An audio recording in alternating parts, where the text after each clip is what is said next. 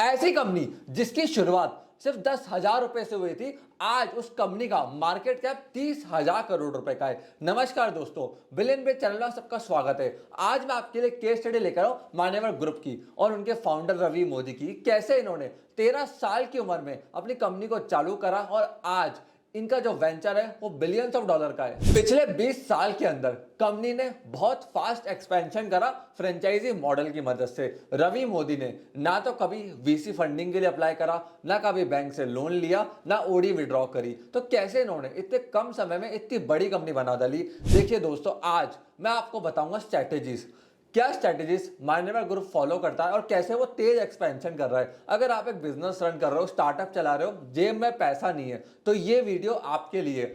क्या आप भी अपने बिजनेस और स्टार्टअप को फ्रेंचाइजी मॉडल की मदद से बिना पैसों के स्केल अप कर सकते हो?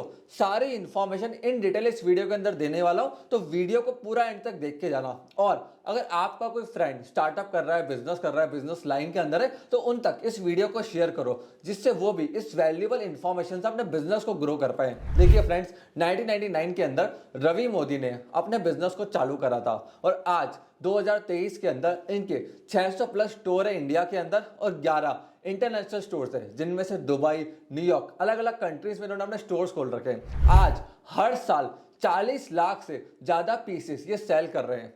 इनका जो फर्स्ट इंटरनेशनल स्टोर था वो 2011 के अंदर इन्होंने दुबई में चालू करा था और इसी के बाद ये रुके नहीं। 2022 में इन्होंने अपना आईपीओ लॉन्च करा और आईपीओ लॉन्च करते ही रवि मोदी की नेट वर्थ 3.5 बिलियन डॉलर पहुंच गई। एक ऐसा लड़का जो एक छोटी सी दुकान में काम करता था, जिसके जेब में 10,000 रुपए भी नहीं थे।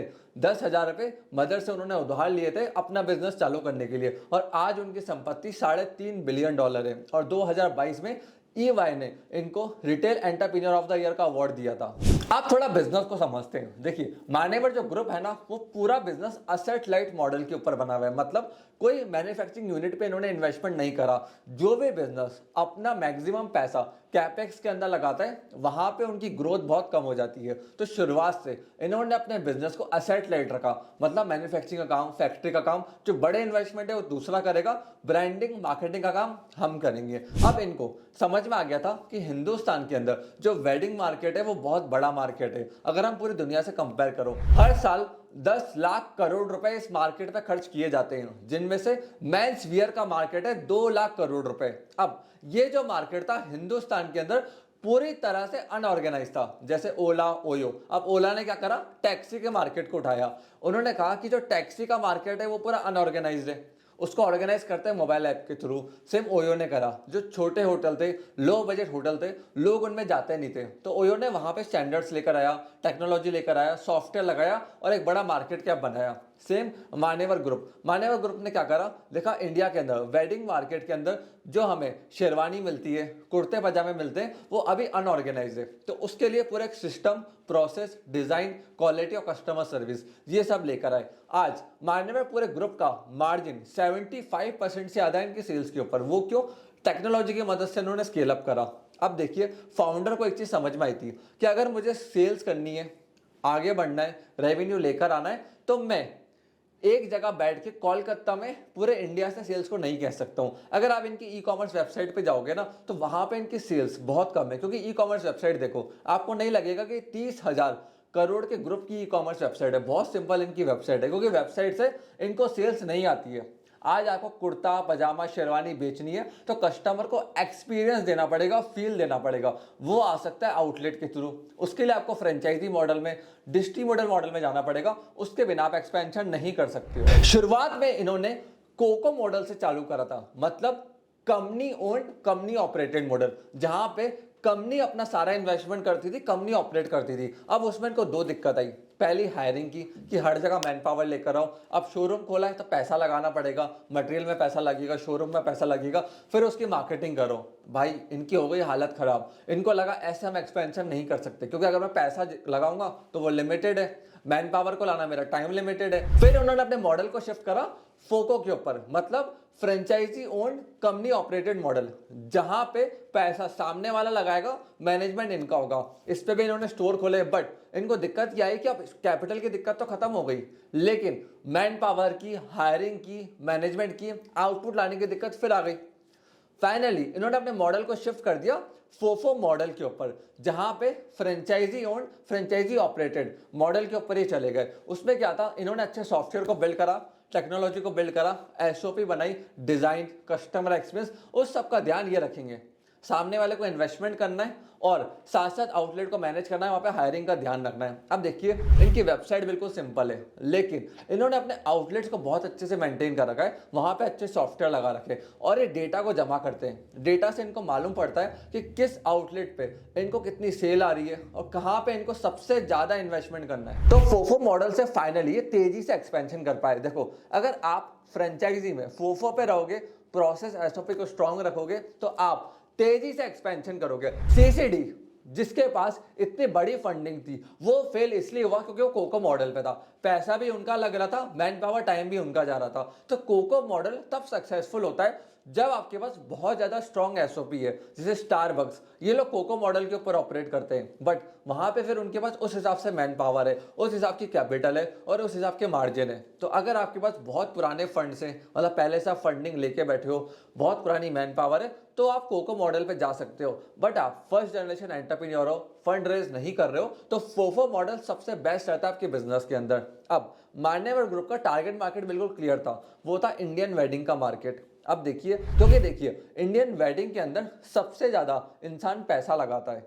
अब ऐसा नहीं है कि जो मान्यवर है उन्होंने देखा कि हमारी सेल्स आ रही है, हमारे 600 आउटलेट ओपन हो गए, तो चलो अब जीन्स, टी शर्ट, टॉप सब बेचना चालू कर देते हैं। उससे इनकी ब्रांड की आइडेंटिटी खत्म हो जाती है मार्केट के अंदर। उसको बनाने के लिए ये एक सेगमेंट के अंदर ऑपरेट करते हैं, वो है कुर्ता पजामा। और शादी के लिए सारे सामान आपको यहाँ पे मिल जाएंगे, फ्रॉम हेड टू टो सारी चीजें आपको मान्यवर ग्रुप के ऊपर मिलेगी। आप उनके आउटलेट्स पे देखिए। अब एक चीज को समझिए, मान्यवर ग्रुप मार्केटिंग के लिए बहुत ज़्यादा पैसा लगाता है इन्फ्लुएंसर्स को हायर करने में। और ये क्या करते हैं, मार्केट में एनालिसिस करते हैं। जैसे इन्होंने 2016 में विराट कोहली को हायर करा था, वो उसी समय इंडियन टीम के कैप्टन बन गए और इनकी ब्रांड को बहुत अच्छा पुल मिला। फिर उसके साथ साथ न्यूज आने लगी कि अनुष्का से उनका अफेयर चल रहा है, तो उन्होंने अनुष्का को भी हायर कर लिया। अब देखिए, जब विराट अनुष्का की शादी हुई थी ना, तो सोशल मीडिया पे जो ब्लॉगर्स थे, वीडियो बनाने वाले लोग थे, वो कौन सी फोटो यूज करेंगे, वो मान्यवर ग्रुप की फोटोज को यूज करेंगे। तो वहां पे ऑलरेडी उनकी ब्रांडिंग हो रही थी, तो हर प्लेटफॉर्म के ऊपर मान्यवर ग्रुप की खिंची हुई फोटोज चली गई।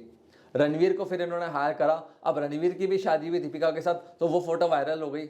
आलिया भट्ट को इन्होंने हायर करा, अब आलिया भट्ट की भी शादी हो गई, तो वो फोटोज भी वायरल हो गई। तो देखिए, ये उन इन्फ्लुएंसर्स को हायर करते हैं, सेलिब्रिटीज को हायर करते हैं जिनकी शादी होने वाली है। इससे अपने आप ऑडियंस इनकी ब्रांड से कनेक्ट हो जाती है और आराम से इनको वायरलिटी मिलती है मार्केट के अंदर। अगर आज हिंदुस्तान के अंदर थोड़ा भी मिडिल क्लास आदमी है या अपर मिडिल क्लास आदमी है ना, वो शादी के बारे में सोच रहा है, तो कपड़े खरीदने के लिए वो डेफिनेटली मान्यवर में जाएंगे। अब मान्यवर ने अपने मार्केट कैप को और बढ़ाने के लिए शादी के साथ साथ इन्होंने बोलना चालू करा, हम फेस्टिवल के लिए कपड़ों को सप्लाई करते हैं। मतलब मान्यवर अब सिर्फ शादी का ब्रांड नहीं है, ये एक फेस्टिवल का ब्रांड है। चाहे फिर होली हो, क्रिसमस हो, दिवाली हो, राखी हो, हर फेस्टिवल, हर इवेंट को हम स्पेशल बनाएंगे। रवि मोदी का फंडामेंटल बिल्कुल क्लियर था कि अगर कोई कुर्ता पजामा लेने आ रहा है तो ऊपर का उसको जैकेट भी सेल आउट कर दो, आप सेल करने पे लगो। अगर कोई सिर्फ कुर्ता पजामा या जैकेट लेके जा रहा है तो उसको शूज बेचने के लिए अपसेल करो। तो ये हर चीज पे अपसेलिंग लगा के बैठे, जिससे कंटिन्यूसली इनके सेल्स के वॉल्यूम बढ़ रहे हैं। और ये साथ साथ कस्टमर सर्विस पे बहुत ज्यादा ध्यान देते हैं, क्योंकि उनको पता है प्रीमियम क्वालिटी पे जाना है। अगर कस्टमर से प्रीमियम अमाउंट चार्ज करना है तो हमें कस्टमर सर्विस पे बहुत ज्यादा ध्यान देना पड़ेगा। कस्टमर को 1% भी दिक्कत नहीं आनी चाहिए। तो ये जीरो डिस्काउंट पॉलिसी को फॉलो करते हैं मान्यवर ग्रुप के ऊपर। और देखिए, हर साल इनका सिर्फ 3 से 5% स्टॉक ही डेड होता है, जबकि बाकी आउटलेट्स का देखें तो वो 40 to 50% डेड स्टॉक के ऊपर ऑपरेट कर रहे हैं। अब ये ऐसा क्यों कर पा रहे हैं, इनके पास बहुत सारे सॉफ्टवेयर हैं, टेक्नोलॉजी है, इनको पता है कौन सा आइटम, कौन सा कलर और कौन सा डिजाइन किस आउटलेट पे, किस सिटी पे सबसे ज्यादा बिकता है। साथ साथ सारी मैन्युफैक्चरिंग आउटसोर्स कर रखी है। 450+ वेंडर्स है पैन इंडिया इनके इस समय, और सॉफ्टवेयर की मदद से ये अपनी पूरी सप्लाई चेन को मैनेज करते हैं। एक चीज को समझिए, रवि मोदी जो कोलकाता में बैठे हुए हैं, आज उनको कैसे मालूम पड़ेगा कि राजस्थान के अंदर क्या डिमांड चल रही है, कौन सा उनको सप्लाई भिजवाना है, कौन से कलर के सबसे ज्यादा आइटम्स राजस्थान के अंदर बिकेंगे और किस समय बिकेंगे, या मुंबई में सबसे ज्यादा सेल किस चीज की होगी, किस टाइम पे होगी। रवि मोदी इन चीज़ों को लेकर बहुत क्लियर है। जैसे महाराष्ट्र के अंदर आप देखो, अभी गणपति जी का उत्सव आ रहा है, तो वहां पे क्या होता है, ये लोग फटाफट अपने स्टॉक को तेजी सप्लाई करते हैं, क्योंकि जब फेस्टिवल आता है तो महाराष्ट्र में गणपति जी के फेस्टिवल को बहुत अच्छे से मनाया जाता है, तो वहां पे इनकी डिमांड बहुत तेजी से आती है। अब इस चीज को समझिए, दिवाली के टाइम पे, होली के टाइम पे या फिर क्रिसमस के टाइम पे इनको पता है कि इन सिटीज के अंदर सबसे ज्यादा डिमांड का पुल आने वाला है। तो फ्रेंड्स, अगर आप बिजनेस कर रहे हो, बिजनेस को स्केल करना चाहते हो, नेक्स्ट लेवल पे लेके जाना चाहते हो ना, तो सॉफ्टवेयर को यूज करो, टेक्नोलॉजी को यूज करो, डेटा को यूज करो। होता क्या है, हम जब बिजनेसमैन बिजनेस के अंदर बैठे हुए होते हैं, हमें डिसीजंस लेने होते हैं, तो जनरली हम क्या करते हैं, हम ऐसे प्रिडिक्शन कर देते हैं, डिसीजन ले लेते हैं जो कि बिल्कुल गलत होते हैं। डेटा ड्रिवन डिसीजन लेने, अगर आप ऐसे ही कभी भी डिसीजन ले लोगे ना बिजनेस के अंदर उठ के, तो 90% चांस है कि वो डिसीजन आपके गलत होंगे, क्योंकि वो आपके पर्सनल चॉइस के ऊपर, बायसनेस के ऊपर बेस्ड है।